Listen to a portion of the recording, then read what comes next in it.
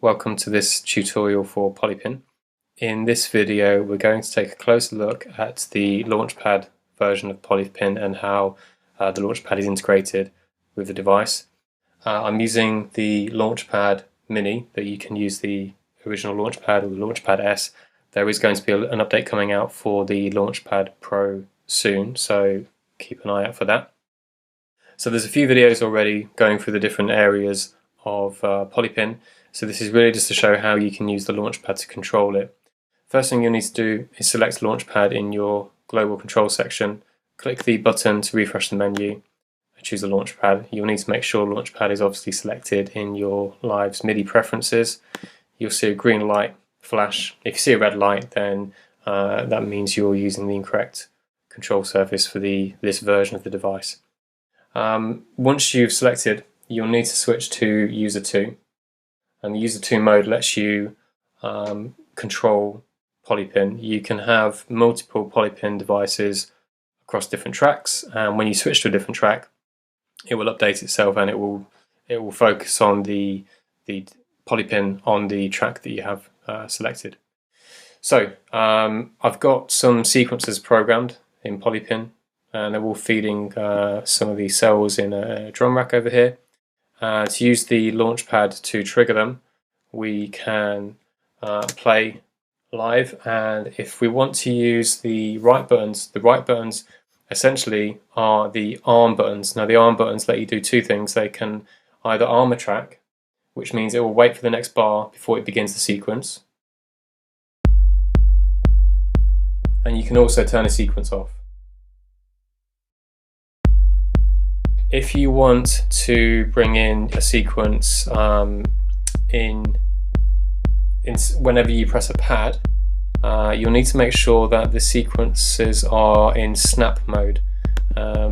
If you've selected a global snap mode here, that will override this, so you might want to switch this back to snap. And what this does, snap means the triggering or the starting of a sequencer is snapped or quantized initially to the same rate as the sequencer. So at the moment the second sequencer is running at 16th notes and snap is on, therefore the triggering is quantized.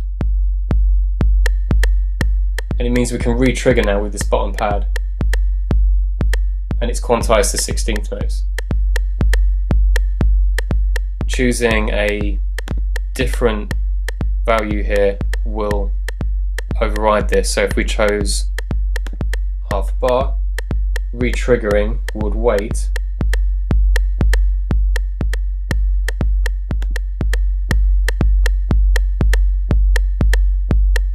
until the next half a bar to re-trigger.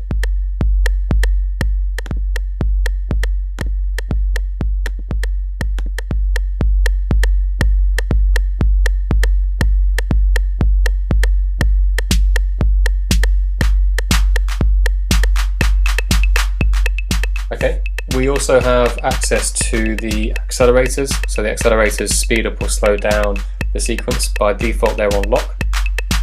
So we can just activate this by pressing one of the pads.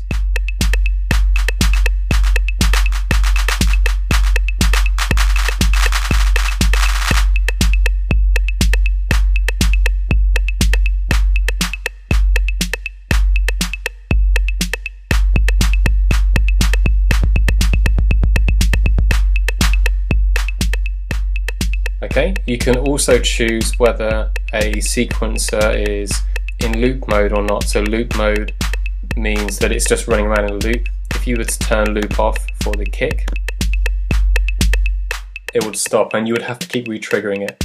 This is the pinball aspect of the sequencer, that you have to keep some of the parts going if you want to.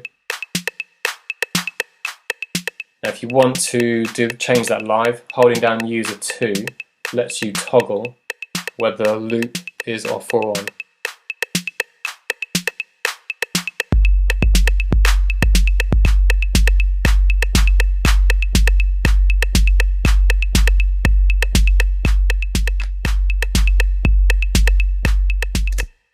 Okay, please check out some of the other videos that go through the different sections of PolyPin in more detail, and for really detailed sections, take a look at the manual.